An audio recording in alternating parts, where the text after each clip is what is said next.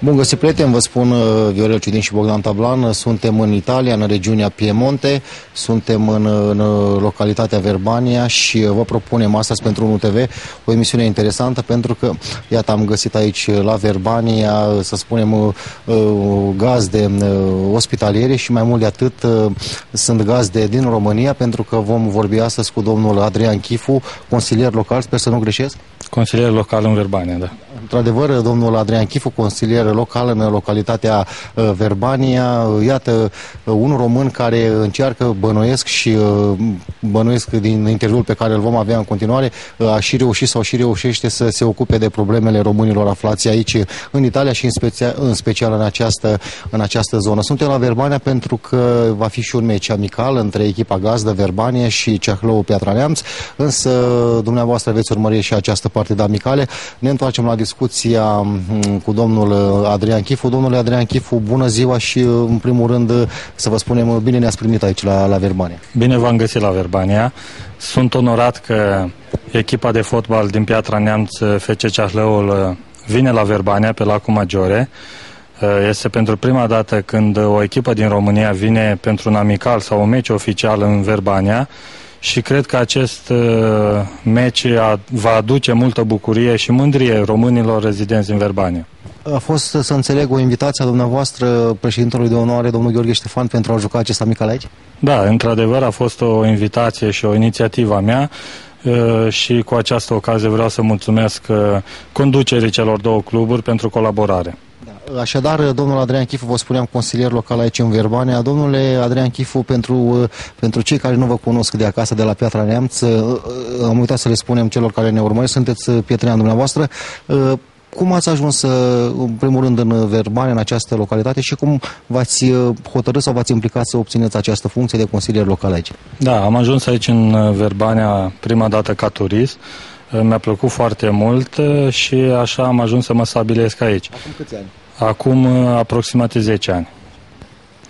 După care, fiind o comunitate numeroasă aici în Verbania cu drept de vot, și mă refer doar la nivel local, am candidat și am obținut funcția de consilier local.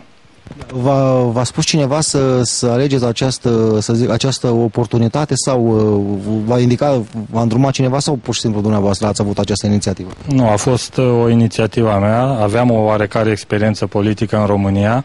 Am condus un partid în România aproximativ 3 ani de zile și strada cât de cât a fost clădită foarte ușor. Da. Ce a însemnat, să spunem, să ocupați această funcție? Au fost alegeri, cum e în România? Cum s-a întâmplat? Da, sistemul electoral este la fel și mă refer pe plan local.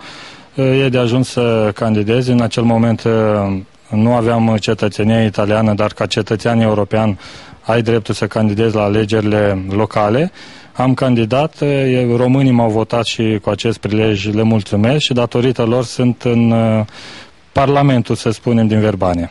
Care este, să spunem, misiunea dumneavoastră sau cu ce vă ocupați strict aici în Verbania? În primul rând reprezint comunitatea românească din Verbania, sunt vocea lor în Consiliul Local, analizăm împreună problemele pe care apoi le pun pe masa primarului, autorităților locale din Verbania. Ce înseamnă pentru românii de aici, din această zonă, faptul că, iată, un consilier român în speță dumneavoastră? Le sunt deschise ușile mai ușor sau pot rezolva anumite probleme mult mai ușor decât înainte? Nu neapărat ușile sunt deschise, însă din poziția de consilier am putut să propun, și vă dau un exemplu, înfrățirea dintre Verbania și Piatra Neamț, care s-a realizat anul trecut, numeroase inițiative pe care le-am avut până acum. Dacă n-aș fi fost din poziția de consilier, cred că ar fi fost mult mai greu să colaborez cu autoritățile locale, atât din Verbania cât și din Piatra Neamț. Da. Ce reprezintă, sau dați-ne exemplu de aceste inițiative pe care dumneavoastră le-ați inițiat și această colaborare, România în speță Piatra Neamț și Italia în speță Verbania?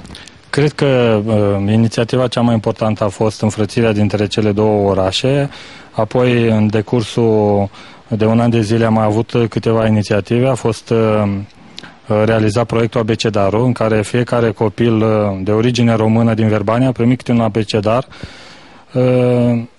iar aceste abecedare au fost donate de către Inspectoratul Județean Neamț. Le mulțumesc pe această ocazie și cred că e destul de important ca românii de aici să nu-și piardă limba maternă în primul rând și identitatea românească. Da, am auzit unele cazuri, chiar la fratele dumneavoastră, copilul lui îmi spunea fratele dumneavoastră, nu vrea să învețe limba română. E o situație dificilă din acest punct de vedere? Da, practic așa s-a născut această idee, pentru că nepoțelul meu nu știe deloc limba română și atunci am ajuns la concluzia că trebuie să avem fel de fel de inițiative și să prezentăm și să aducem aici în Verbania limba română în primul rând și anul acesta vrem să lărgim acest proiect pe lângă abecedare, o să aducem și manuale de limba română, geografie și istorie. Există o legătură strânsă între cele două instituții, primăria din Piatra Neamț și cea din Verbania? Odată cu înfrățirea, da, există această legătură strânsă, relațiile dintre cele două orașe și administrații s-au cimentat și sper să realizăm cât mai multe proiecte comune. Au fost consilieri români aici sau italieni în Piatra Neamț? Da, anul acesta a fost un schimb de vizite la zilele orașului Verbania, a venit o delegație de la primăria din Piatra Neamț și o delegație din Verbania a participat la zilele orașului Piatra Neamț. Deci a fost un schimb de experiențe foarte important și am avut ocazia să arătăm italienilor și locurile noastre pe care le avem frumoase în România. Da. Invitatul meu de astăzi, vă spuneam, doamnelor și domnilor, este Adrian Chifu, consilier local aici la Verbania. Domnia sa este originar chiar din Piatra Neamț, așa cum ne spunea. În urmă cu 10 ani a venit aici în Italia, prima dată ca simplu turist. Ușor, ușor a văzut care este activitatea sau care este viața aici în Italia și iată o inițiativă interesantă. Probabil și experiența de om politic în România l-a ajutat să candideze aici la un post de consilier local și a și câștigat un post de consilier și se ocupă cu drepturile românilor din Verbania. Pentru că vorbim de român, domnule Chifu, ce înseamnă, să spunem așa, comunitatea de români aici din Verbania? Cam câte persoane sunt? Cu ce se ocupă ei? Cum muncesc? Cum își trăiesc viața de zi cu zi? Este o comunitate destul de importantă. Suntem aproximativ 400 de români rezidenți în Verbania. Ce înseamnă rezidenți? Să zic așa, cu carte de muncă, cu tot? Da, cu buletin italian, care au un contract de muncă, au o casă în chirie, deci practic sunt integrați aici în Verbania. Da, o comunitate, pe lângă acești, să spunem, aproape 500 români integrați, sunt și alții care nu au acte? Probabilitatea spune că cel puțin ar fi dublu numărul celor care nu sunt înregistrați. Însă ca cetățean european acum chiar nu mai este nevoie să fie înregistrat. Care, să zic așa, sunt activitățile zilnice? Cu ce o să ocupă sau în ce domenii muncesc? Predomină domeniul construcțiilor, în primul rând că este și un sector bine plătit. Și este un sector în care italianii de foarte mult timp nu mai practică aceste munci. Și un domeniu în care, din câte am înțeles, și românii care veneau de multe ori în țară, mai bine plătită acesta în construcții. Da, este un domeniu foarte bine plătit și chiar și eu am ales acest domeniu de activitate. Din acest punct de vedere, se construiește sau se lucrează în construcție aici la Verbania sau se merge și în zonele învecinate? De obicei se ajunge până la Milano, dar în general aici, pe plan local, desfășurăm activitățile. Alte activități, am înțeles de la fratele dumneavoastră, există și multe femei care lucrează într-un spital? Da, sunt foarte multe asistente care lucrează aici în spitalul din Verbania și își fac datoria așa cum se cuvine și sunt foarte remarcate aici în Verbania. Pe lângă români mai există și alte comunități de străini aici în această zonă? Sunt foarte mulți străini aici în zonă, cam probabilitatea este și de 7% din populația din Verbania este de origine străină. Sunt de la ucrainieni, albanezi, din Maroc, o comunitate destul de numeroasă. Domnule Adrian Chifu, la ora actuală se știe, în ultimii ani s-a vorbit foarte mult despre invazia masivă de români în Italia. Cum sunt, să zic, cetățenii italieni de aici, din Verbania? Privesc cu reticență românul sau există o relație, să zic, amicală și o relație de prietenie? Au fost și unele momente mai puțin pozitive pentru noi români aici în Italia, însă chiar și cu intrarea mea în Consiliul Local, cât de cât imaginea noastră s-a schimbat în bine. Avem și o biserică ortodoxă română aici în Verbania și cred că suntem comunitatea privilegiată din Verbania. Cu preot român? Cu preot român, da. Da. Da, e interesant, iată, pe lângă celelalte activități există și o biserică în care cetățenii români pot merge, așa cum se obișnuiește și la noi în țară, în zilele de sărbătoare, să mergi să te închini la biserică. Românii care sunt aici stabiliți în Verbania, din ce zone ale țării provin din România? Majoritatea lor sunt din județul Neamț, județul Bacău și chiar din toată țara. Domnule Adrian Chifu, ce face un român sau să zic o comunitate de români aici la Verbania într-o zi de sărbătoare sau într-o zi liberă? Cum își petrece timpul liber? Mă gândesc poate și în cazul dumneavoastră. Da, în Verbania nu te plictisești niciodată, este o zonă foarte frumoasă.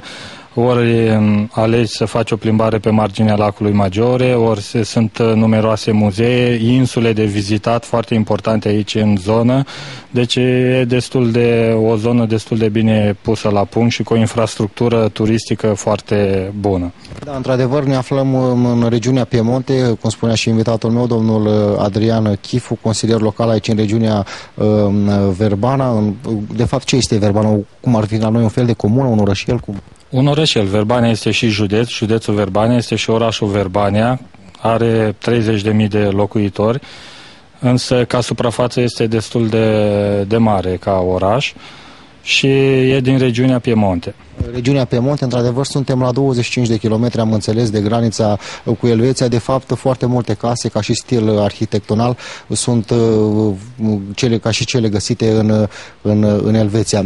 Prezentați-ne puțin așa Verbania. Mi-a spus dumneavoastră, am văzut, există și lacul Maggiore, există și foarte mult munte. Într-adevăr, o regiune, să zic, privilegiată a Italiei. Da, din punct de vedere geografic și noi, orașul Piatra Neamț, ne asemănăm foarte mult cu Verbania și cred că avem foarte multe lucruri de învățat pentru a deveni într-adevăr un oraș turistic ca Verbania. Da, spuneam, Elveția este aproape. Se simte influența elvețiană? Sunt elvețieni în această zonă, în Verbania? Sunt. Se fac mereu schimburi comerciale între Italia, Verbania și Elveția, fiind foarte aproape și cred că rog pe trenii care au bani să-și aducă aici în Elveția pentru că sunt în siguranță. Din ce am înțeles, domnule Adrian Chifu, sunt foarte mulți italieni din Verbania care merg să muncească în Elveția. De ce aleg această situație? Aleg această situație pentru că salariul din Elveția cu schimbul din franci în euro este foarte convenabil și ajungi la un moment dat chiar să dublezi salariul pe lună. Da. Domnul Adrian Chifu, invitatul meu, îmi spunea la început, prieteni, se află de 10 ani în Italia. Nu v-a fost greu sau după 10 ani, vă este greu sau v-ați obișnuit cu viața sau viața de italian, cum să spun așa? M-am obișnuit, m-am adaptat foarte repede, mi-a fost greu la început, recunosc, însă orice drum lung începe cu primul pas și acum pot să zic că sunt destul de bine integrat. Da, veniți anual în România, la familie, la cei dragi? Vin lunar în România pentru că am și o activitate atât politică cât și economică în țară și la fiecare 2 săptămâni mă deplasez în țară. Da. Contează foarte mult pentru un român aflat aici să aibă familia alături, să zic frați, părinți? Contează foarte mult să ai și un sprijin din partea familiei. Familia întotdeauna este stâlpul de care ai nevoie pentru a reuși în viață. Da. Domnule Chifu, se vorbește de un an și ceva despre această criză care se spune că a pus monopol pe întreaga Europa și nu pe întreaga lume. Se vorbește sau se simte și aici această criză? Se simte criza și în Italia, e o criză la nivel mondial, însă Italia, observam anul acesta, a avut o creștere economică de 1,5%, asta și pentru că comunitatea românească din Italia de aproximativ 1 milion de români ridică PIB-ul italian la 1% pe an. Într-adevăr, să zic așa, pentru acest oraș, pentru Verbania, care, să zic așa, punctele forte din punct de vedere economic? Există industrie, există, să zic, alte domenii de activitate care susțin orașul și în care afacerile merg? Și aici ne asemănăm foarte mult cu Piatra Neamț, pentru că și Verbania a fost un oraș industrial până acum câțiva ani. Toate fabricile s-au închis, cum s-a întâmplat și la noi la Piatra Neamț, și a devenit un oraș turistic. Un oraș turistic, într-adevăr, și în ziua de astăzi se știe că în multe zone, chiar Elveția este o țară care câștigă foarte mult din acest punct de vedere din turism. Într-adevăr, și aici, la Verbania, sunt sigur că, sau ne poate confirma și invitatul meu, domnul Adrian Chifu, bănuiesc că vin foarte mulți turiști în sezonul de vară aici. Da, sunt foarte mulți turiști. Statistica din primărie ne spune că aproximativ 2 milioane de turiști pe an trec prin Verbania. Iată, declarații și acești turiști, într-adevăr, aduc bani la bugetul local și la susținerea, din toate puncte de vedere, în primul rând financiară, să zic, a activității de la Verbania. Da, prieteni, vorbim cu domnul Adrian Chifu, ne apropiem de finalul primei părți. Domnul Adrian Chifu, îi mulțumesc încă o dată că a avut plăcere să stea de vorbă cu noi și spune-o că este un dialog interesant, în primul rând pentru cei de acasă, care au astfel posibilitatea să urmărească și să cunoască ceea ce face un român departe de casă în Italia. Planurile, să zic așa, atât politice ca și consilier local aici la Verbania, cât și ale dumneavoastră pe plan personal pentru 2011. Aveți multe activități, aveți, să zic așa, un program încărcat? Da, am o agendă foarte încărcată și anul acesta. În perioada Paștelui vom avea o expoziție de icoane din Piatra Neamț, icoane pe sticlă. Vom avea și o mică expoziție a civilizației Cucuteni. Vreau să le arătăm italienilor că noi românii suntem europeni, nu doar geografic, ci și cultural. Sunt deschiși și italienii la acest domeniu de activitate, la cultură, îndrăgesc, iubesc arta? Da, cred că cultura, arta în Italia este la ea acasă. Într-adevăr, Italia, o țară, să zic așa, care oferă foarte mult din punct de vedere cultural, din punct de vedere istoric. Este foarte important ca, iată, prin domnul Adrian Chifu, italienii să cunoască și cultura noastră din România, pentru că și noi ne putem, să zic așa, lăuda din acest punct de vedere cu o cultură foarte, foarte veche și foarte, foarte bine pusă la punct.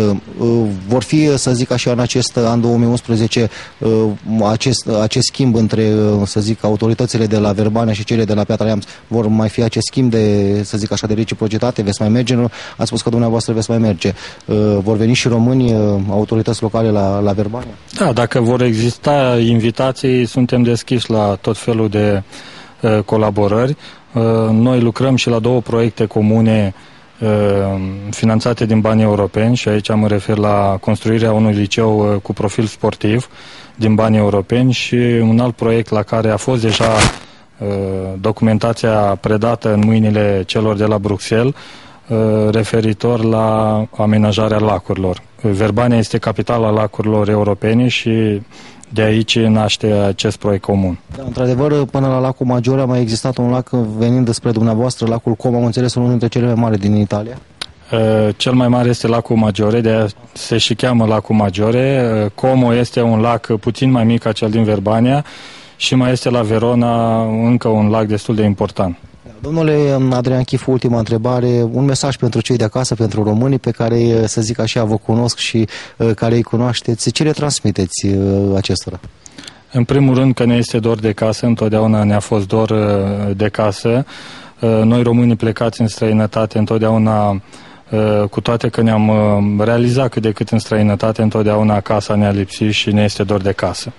Da, îi mulțumim domnului Adrian Chifu pentru acest dialog. Eu urăm mult succes în activitatea pe care o desfășoară aici, în Verbania, ca și consilier în localitatea italiană. După o scurtă pauză, prieteni, vom continua dialogul cu un alt invitat aflat aici la Verbania.